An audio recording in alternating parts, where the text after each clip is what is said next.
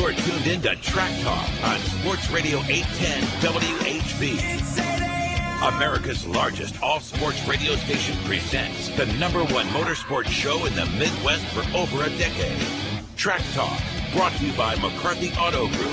Here are the RacinBoys, Scott Traylor and Kirk Elliott. Good morning, race fans. Welcome to Track Talk here on Sports Radio 810 WHB. Track Talk is brought to you by McCarthy Auto Group. Find out more about McCarthy Auto Group at kccars.com. And speaking of McCarthy Auto Group, Kirk and myself are on the showroom at McCarthy Chevrolet out here in Olathe, just off of Rawhide Road. You can't miss us. If you go out I-35, if you're headed west, you take the exit there at 135th, or Santa Fe, some people would call it. It's one and the same, but Santa Fe exit. You turn right to the first right, come down Rawhide Road, the outer road, and you will find us here on the showroom at McCarthy Chevrolet.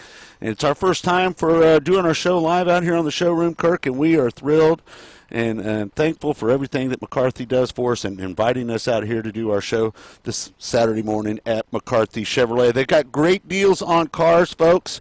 I've got my eye on a new Chevy Silverado sitting right out in front of this window. Kirk, how would I look driving that black on black Chevy Silverado out there? That'd be perfect, right? Black's your color. Absolutely. I mean, you got to do it. That would be a nice little vehicle for the RacinBoys to leave in here today. And they have great deals on cars. Come out here this morning. Check out some of the cars. As you can see, we have got a bunch of Chevrolet Cruzes in the showroom here behind us. My daughter had a Cruze. She loved it.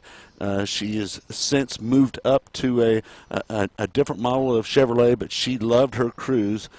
She now has a Malibu, but the Cruze is a great car, great gas mileage. And if you want a great deal on a Chevrolet pickup or a Camaro or a Corvette, it's one place to do it. That's McCarthy Chevrolet out here on Rawhide Road in Olathe. Yeah, October is Breast Cancer Awareness Month, and McCarthy Chevrolet has a big thing going on here.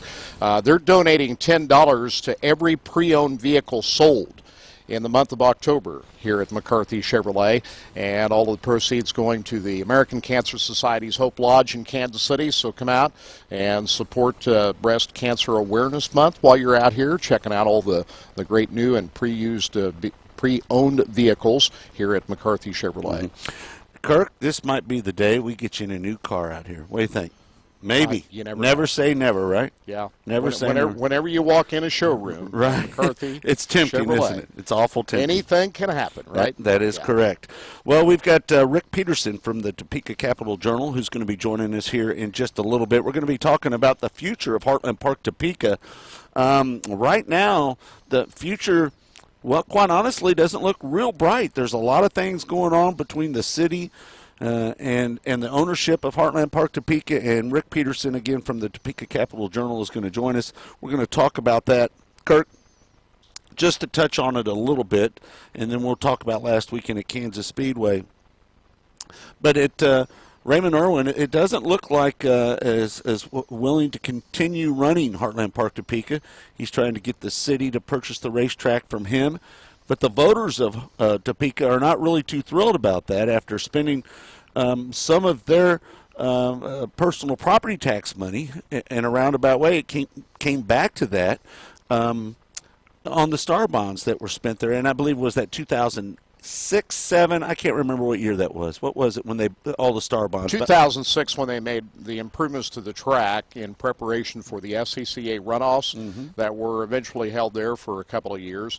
3 years, I believe. Right. Yeah. And the sales tax revenue to service those bonds just hasn't come in at the amount needed in order to pay off those bonds. So they've had to bring them out of property taxes and other areas. And now the city wants to buy the track, and citizens of Topeka have launched a petition drive, and they have secured more than double the required amount of signatures to put this question on the ballot next spring. And so it looks like that's what's going to happen. It's that this is going to go on the ballot for the taxpayers of the city to decide whether or not the city should buy Heartland Park Topeka.